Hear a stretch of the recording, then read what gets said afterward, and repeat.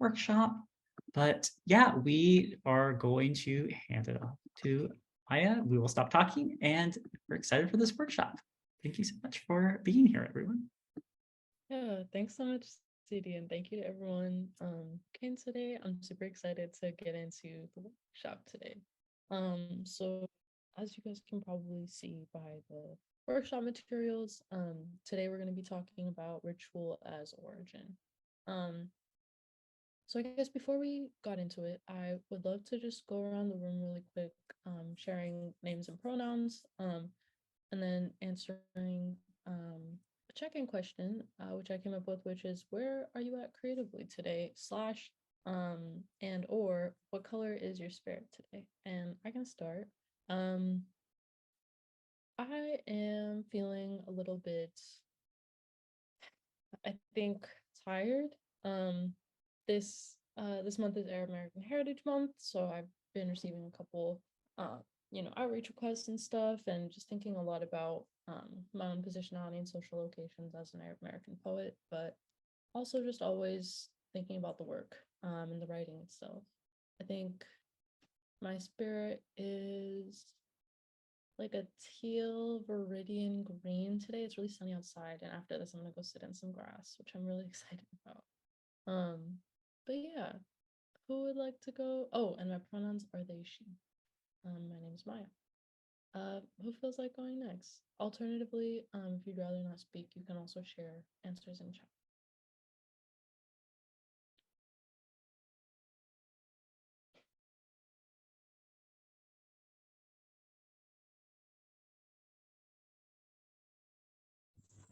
I can go. Cool. This is Nikki Gray speaking. They, them. And why did I just say that? I was thinking about my husband. Sorry. um, she, her. And what were the questions? Where are you at creatively, and what color is your spirit today? Creatively. Well, amazingly, I just came off of a poetry slam win last night at a slam Yay. event that I was at. Yay. Got second place, so creatively I'm on a high. And I think color yellow, which is weird because that's not one of my favorite colors, but yeah, yellow. I love it. Thank you for sharing, Nikki.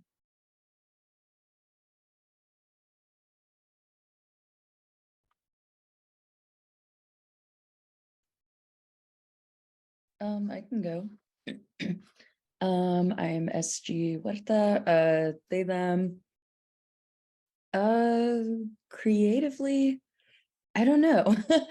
I was simultaneously right before this working on a poem and an essay, so I don't know what's happening, but also feeling weird feelings about Easter. So yeah, I feel like this is a great time for like a ritual workshop. And color, I think like a pale, like a soft pink, like dusty rose type pink. Thank you, SG. And yes, happy Easter to those who celebrate. I also have weird feelings about Easter. um, cool. Anyone else? Maybe I can jump in. Yeah. Yeah, so hey everyone, my name is Thomas. Pronouns would be he, him, and oh, maybe I'll turn my video on here. Are we doing video for participants? Is that something we're doing? Okay, I wasn't sure. Yeah, so yeah, I am feeling check-in wise. Thanks for confirming that in the chat, Antler. I appreciate that. Yeah, I'm feeling very, very curious, very explorative today, which is what's bringing me here. And color, I don't have an answer for that, but it's something I'm going to probably be thinking about more. So Ooh, thanks. I love it. Awesome, thank you. Perfect.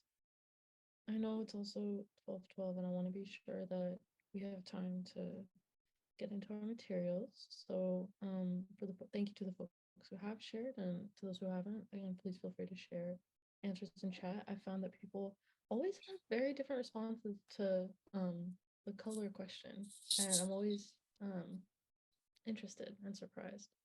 Um, but yeah, so the purpose of this workshop, I've mentioned it briefly, but I've been thinking a lot lately about ritual, and just like ritual specifically as a location of origin. As a person, I'm the last 2 or 3 generations of my family have been displaced, and so I think a lot about displacement and origin. Um, and when I think about ritual and poetry, I know that poetry and ritual are two of the most ancient technologies that we've used as people. And so when I think about ritual, I think my own rituals have been important sites of provenance in showing me what, if not where, I'm from. So I think I was hoping for us to read a little bit about 2 poems that I really love, that are both about different types of ritual. The first poem is by Hanif Abdurraqib, and it's Carly Rae Jepsen, Emotion. This poem thinks a lot about um, music as a place, and music as a home and a place of belonging. And Natalie Diaz's piece from the Desire Field thinks about desire and, I guess, the interactions of desire as a ritual, which I also think is really beautiful and makes me think about the ways that we find home and place in both art and other people. So I figure, let me know if you guys have any trouble opening up the links. I've tested them and I think they should work, but feel free to message in chat if you can't open it up. This first link is for Hanif's poem, and I'll read this first one because it's one of my favorites, but I will be requesting that people read if you guys want. I really love hearing how different people read things. I find that there's just new places of emphasis and pause depending on who reads the piece. So this first piece is Carly Rae Jepsen, Emotion. I've never heard the song actually. I'm not sure. I'm not the biggest Carly Rae Jepsen historian or fan, but if there are other people who have strong feelings about Carly, I have seen tweets like she has a quite dedicated army of stans. So I do think her impact is large. But this piece is called Carly Rae Jepsen, Emotion, and I'd love for y'all to think about for you guys any songs, pieces of music, or pieces of art more generally that make you feel this way, make you feel like you've been found. This is Emotion. There is more than one way to cover a temple in platinum. Maybe we both long for an era when there were less things to record death. In the interview, they asked if you believe in love at first sight. You said, I think I have to. You didn't say we are all one hard storm away from dissolving, vanishing into the frenzied dusk, but I get it. I know what it is to walk into the mouth of an unfamiliar morning and feel everything. I touch hands with a stranger who gives me my change at the market, and I already know their history. I suppose this is survival. I will love those who no one else thinks to remember. This is all that is promised. There will be a decade you are born, and a decade that you will not make it out of alive. All of the rooftops where the parties were in the year of my becoming are now dust. No one dances so close to the sky anymore. I say I too am a romantic, and I mean I never expected to survive this long. I have infinite skin. I keep dry when the rain comes. There will always be another era of bright suits that don't quite fit but must. There will always be a year where the cameras are hungry for whatever sins we can strangle out of the night. There will always be another spoon for boys to lick the sugar from. So that's probably one of my favorite poems ever, and I highly recommend that if you are or aren't familiar with Hanif's work, highly recommend both of his books as well as I think you can find some of his publicly available poems as well on the internet. There's also there's a footnote to this poem, which you'll see under the poem.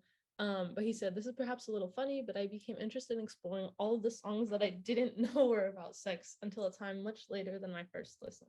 So he went back and made a mixtape of songs he didn't know were about sex when he was younger. And this impulse of collecting and categorizing is what I'm very familiar with as a Virgo. I adore being a little magpie, collecting quotes and songs and things that make me feel like other things, because I love metaphors, of course. But yeah, so this is that first poem, and like I said, it makes me think a lot about finding an origin in a piece of art. And I'm sure you guys have experienced a similar feeling, maybe not about Carly's discography, but hopefully in other places and sources as well. This next poem, before we get to kind of talking through both of them, this next poem is from The Desire Field by Natalie Diaz. Does anyone feel like being brave and reading it to us? I can read it. Thank you. Let me pull it up. There we go. Perfect. Okay. From The Desire Field by Natalie Diaz. I don't call it sleep anymore. I'll risk losing something new instead, like you lost your rosin moon, shook it loose. But sometimes when I get my horns in a thing, a wonder, a grief, or a line of her, it is a sticky and ruined fruit to unfasten from, despite my trembling. Let me call my anxiety desire, then. Let me call it a garden. Maybe this is what Lorca meant when he said, Verde que tu quiero verde. Because when the shade of night comes, I am a field of it, of any worry ready to flower in my chest. My mind in the dark is una bestia, unfocused, hot. And if not yoked to exhaustion beneath the hip and plow of my lover, then I am another night wandering the desire field, bewildered in its low green glow, belling the meadow between midnight and morning. Insomnia is like spring that way, surprising and many-petaled, the kick and leap of gold grasshoppers at my brow. I am struck in the witched hours of want. I want her green life. Her inside me is in a green hour I can't stop. Green vein in her throat, green wing in my mouth, green thorn in my eye. I want her like a river goes, bending. Green, moving. Fast as that, this is how it happens. Soy una sonambula. And even though you said today you felt better, and it is so late in this poem, is it okay to be clear, to say, I don't feel good, to ask you to tell me a story about the sweet grass you planted, and tell it again or again, until I can smell its sweet smoke, leave this thrashed field, and be smooth? Mm. Thank you so much, Deb. And thank you also for being brave. And I didn't add a warning that there would be non-English words in here, so thank you for that. And yeah, thank you for such a gorgeous reading of this poem. This is also one of my absolute favorite poems, and it felt so special to hear it from someone else's voice and hear the pauses and inflections that you experience in the piece. Now I thought it would be interesting. Maybe is it okay if I share a screen, CD? Is that all right? Awesome. I'm gonna share a screen super fast, and we can just kind of go into these poems and pick out little things that we like. I think one of the most important parts of discussing and sharing poetry in the space is also getting into these pieces are not, particularly long, but I feel that they encapsulate a lot.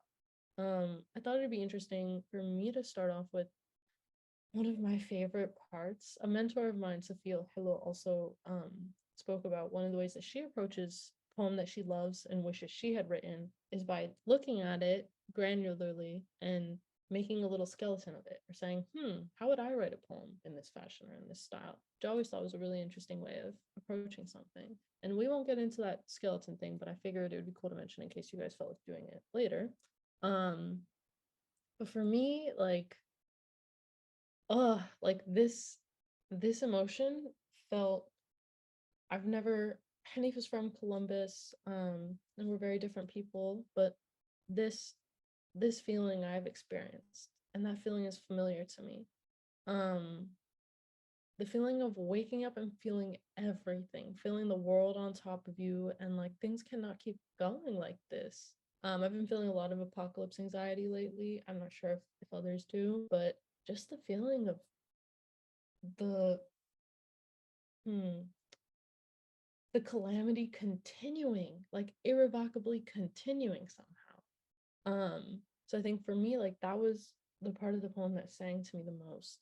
And there's also, he says, there will always be a year where the cameras are hungry for whatever sins we can strangle out of the night. And again, I feel this familiarity with this song I've never heard and this poet I've never, I mean, I met him one time, but we don't know each other intimately. But I feel an intimate knowing of this feeling. I'm curious if there were pieces of this poem that felt intimate or familiar to you in that way.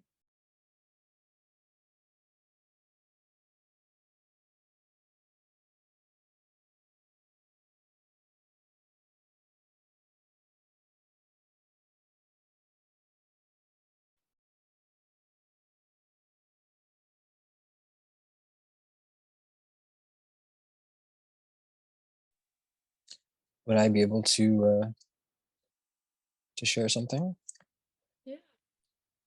Okay. I was trying to. I'm looking at your screen you shared here. I was trying to find it, but Sorry if it's a little hard to no, see. no worries. Yeah, thanks a lot. No, that actually helped. Thanks for that. Great. I got this really strong feeling, and I remembered some song lyrics I hadn't thought of in years, and like songs that brought up certain emotions. When we were in the first few lines here, I want to say it was the first few. Like, there's more than one way to cover a temple in platinum. Maybe we both long for an era when there were less things to record death. In the interview, you didn't say we are all one hard storm. Yeah. Yeah. What it made me think of, so for some reason it made me think of, yeah, just these other song lyrics I've heard before that give me this sense of like this vast expansiveness of that there's going to be a beginning and an end. So I mean, there's also the line about a decade when we're born, and what is it, a decade when we'll die? When we that we don't make it out of alive. I thought that was a very interesting way to phrase it too. It just really, yeah, that feels like it's almost just it almost feels like I'm reading like an obituary, like someone else's obituary that I don't know. And it's just like, it's just putting me on this timeline of the constant like ebb and flow of people coming and going. And yeah, it's just this sort of like very, I don't know, very somber and very sort of taking me out of myself and kind of feeling almost like almost insignificant in sort of the grand scheme of things and the timeline of things. Yeah. Thank you for sharing. And yeah, I mean, I would hope that's what a good song does, right? Is make us feel small, or not make us feel small, but remind us of how big the rest of the world is. And I think I also noticed in this poem this through line about recording. Talks about maybe we long for an era there were less things to record death. There's always a year where the cameras are hungry. And so this urge to record and collect, to make mixtapes, that to me is a ritual. That to me is a way of saying I was here and these songs made me feel like I belonged, or at least like I wasn't alone in feeling this way. So thank you so much for sharing that, E. I think it's really important to, poetry is the art of looking at things closely. In a poem of mine, I say, attention is the prayer of the body. And so I think it's really important in these spaces to not only read and engage with the poems, but to sit with them and poke at the places they make us hurt or they make us stop. So thank you for sharing. I'm also keeping an eye on our time. I want us to be able to write as well. Does anyone else have any feelings about this one before we move to the next?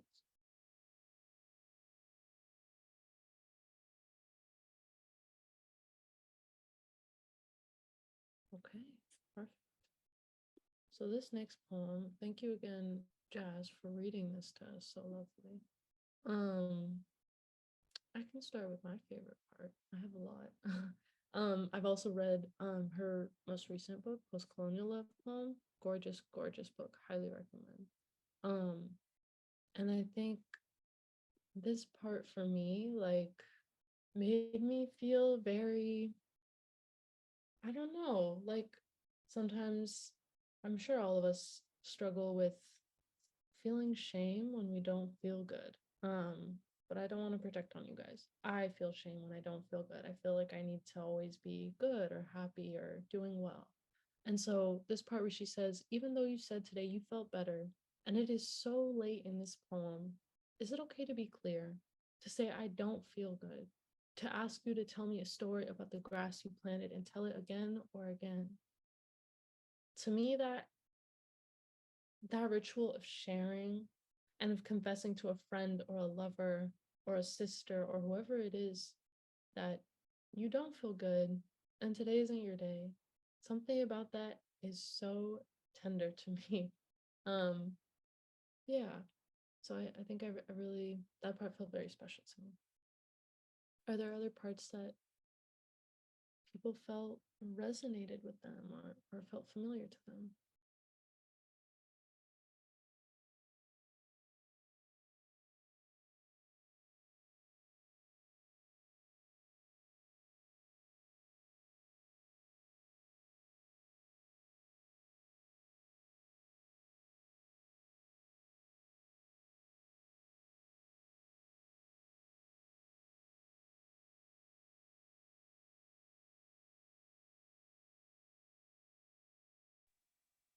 I'll say one little thing. I whenever because I struggle immensely with anxiety, whenever I see like the word in something, I'm immediately drawn to that line or whatever, just like, oh, okay, someone else is mentioning anxiety. I'm not alone in this. Um, so her saying, let me call my anxiety desire, then let me call it a garden. I I don't um like identify with that. Mhm. But I wish that I did because maybe then it would make it better as far as like even dealing with it. Oh, like, oh, okay, yeah, my anxiety is a garden. Let's go with that Mm. as opposed to the reality. But yeah, that was like the first thing that immediately stood out for me. Mm. Thank you for sharing, Nikki. And felt, yeah, I wish I could see my anxiety in the garden. I unfortunately do not, but I thought it was a lovely image. I also thought it was interesting the way that Natalie uses Spanish in this poem. It seems mostly that the Spanish used is a quote from Gabriel Garcia Lorca, but verde que te quiero verde, for those who don't speak Spanish, means I guess I want you green. I don't have the whole poem, so I could be missing some of the context. But green that I want you green to me feels so lovely and indulgent in my head, especially because my spirit feels green. This feels particularly auspicious. But to me, it seems, and this poem as a body feels like such a ritualistic examination of desire, like sitting with that moment of lust, desire, want, longing, not as a vessel of shame, but as a vessel for honesty and a vessel for confession. We see that this isn't really a happy per se poem.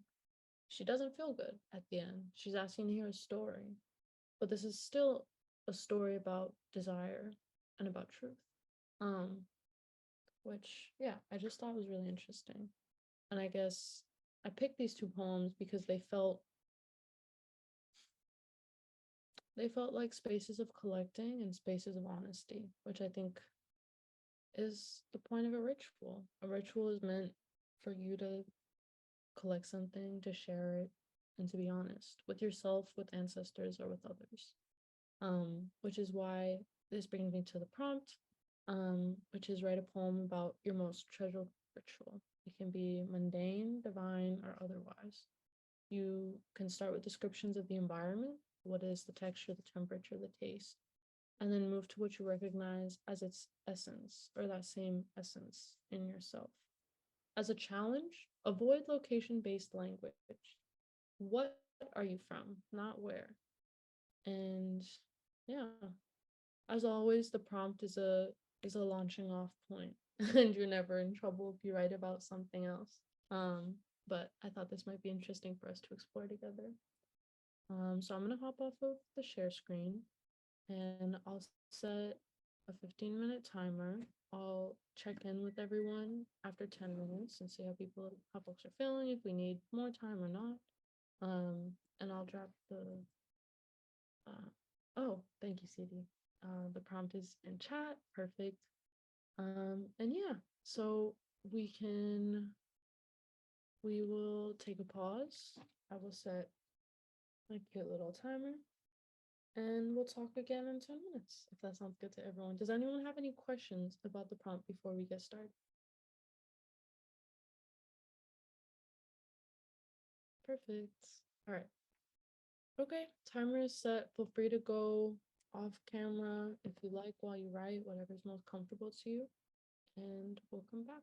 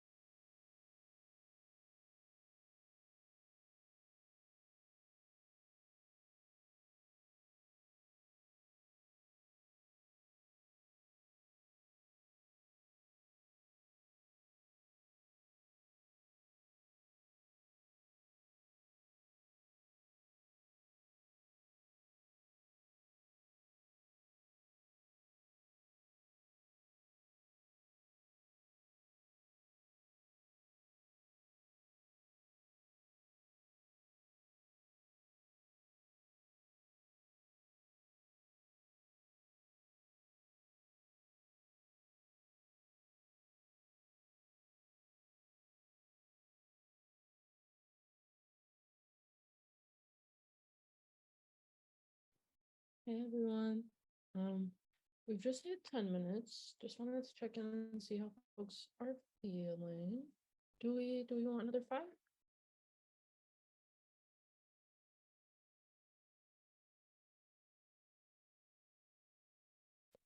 Um, hi, sorry.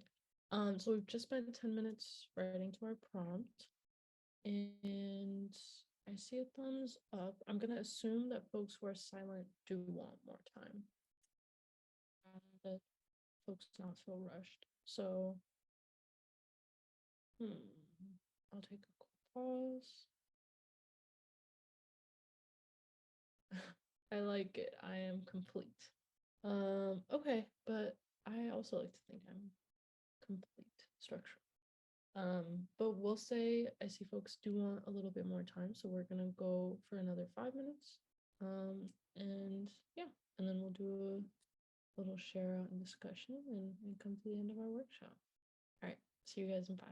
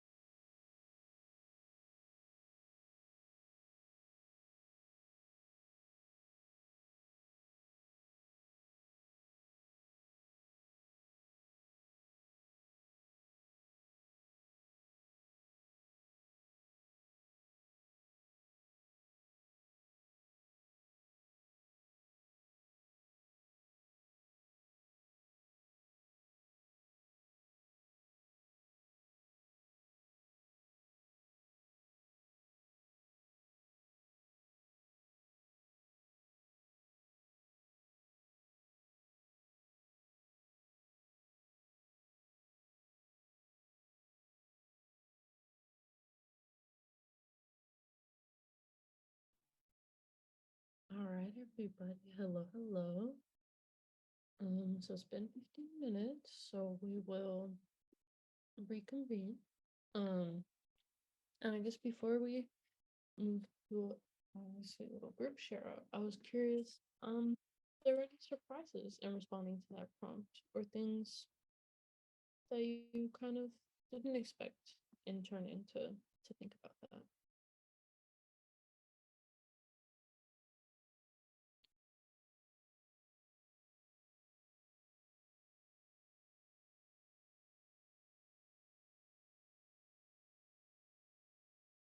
I know for me, I ended up writing about an afternoon of watching TV with my uncle. I didn't think that it would be just a meaningless, tender afternoon. There was nothing particularly special about it. Other than it was calm and safe and sweet. I'm curious, yeah, how other people were surprised or present.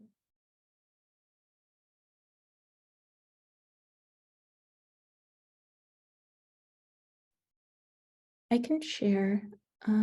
So I initially wanted to write about dancing, and it was really hard because I felt like a lot of the senses, it was hard to get to it because it's just movement and sound. So I ended up writing about something else, but it was just interesting that I landed on that ritual, but found it hard to describe when it seems like the ritual is very distilled into yeah, just like movement and sound coming through my headphones.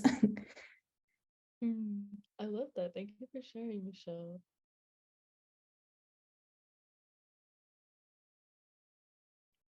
And yeah, I think capturing the movement of music and sound is always so interesting.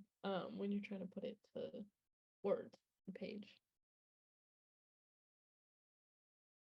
Cool. I know. Oh yeah, Kindle. I wrote about just like mourning and how it's just kind of a struggle because it's like there's this desire to just be soft and go with the flow, but also like I know I need to prepare myself and let go of yesterday and just I think I talked about how anxiety for me is also a tool because it can be like a driving force for me, but it's definitely kind of also a not, I called it bothersome. um, yeah, just like setting myself up with that type of container is the ritual that I chose. I love that, Kindle. Thank you for sharing. I think Mm.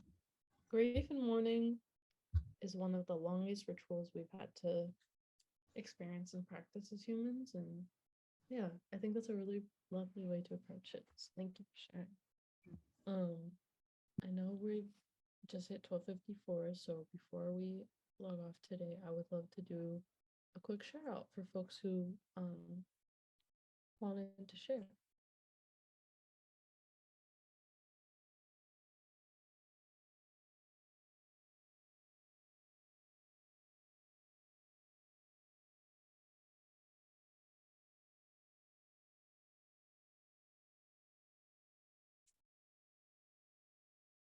I don't mind going first.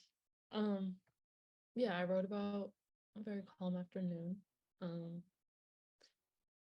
you reheated our favorite Trader Joe's paella and set up the windows on the end of the bed so we had back support. We're always fighting something where our spine meets our feet. We gossip about the aunties like they still have sons. We try figuring out which sugary drink to damn our bellies with. It was Sunday and we were watching The Office, and I said, I like the Sprite best. It makes me feel like I'm a hummingbird. That's mine. just a moment of pause. Yeah, like we said, poetry is just a place to stop and look. And I'd love to hear what other folks made.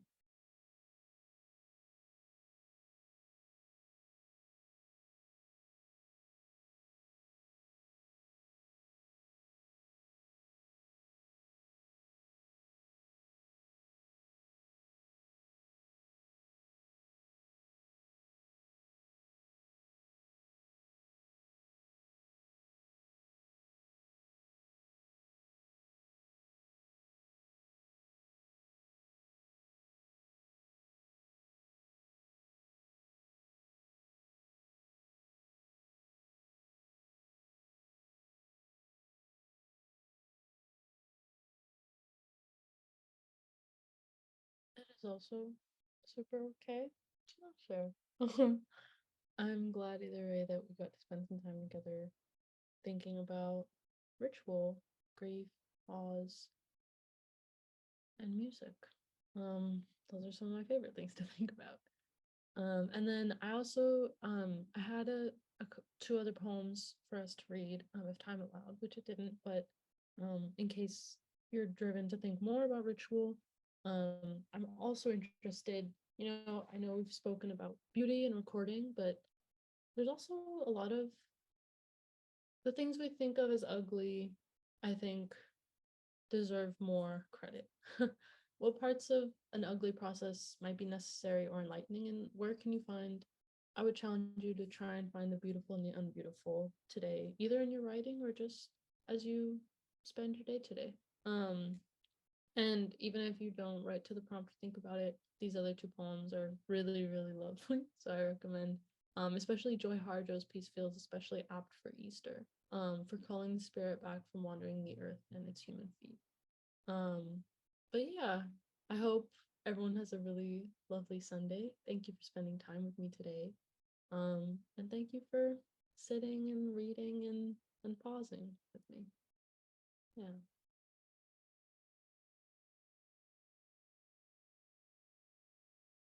Easter afternoon. That was absolutely wonderful, Maya. Thank you for sharing those poems. We love Hanif. Hanif is amazing. But if y'all are looking for more wonderful poetry things to do today, Maya will also be reading later this evening. Put a link to the Eventbrite in the chat. If you'd love to come to that, we'd love to see you there. But thank you all for spending some time with us today. Thank you, Anna, our ASL interpreter, for providing your interpretation services. We appreciate it greatly. But yeah, thank you all for coming. Have a great rest of your Sunday. Thanks, everyone. See you guys later. Bye.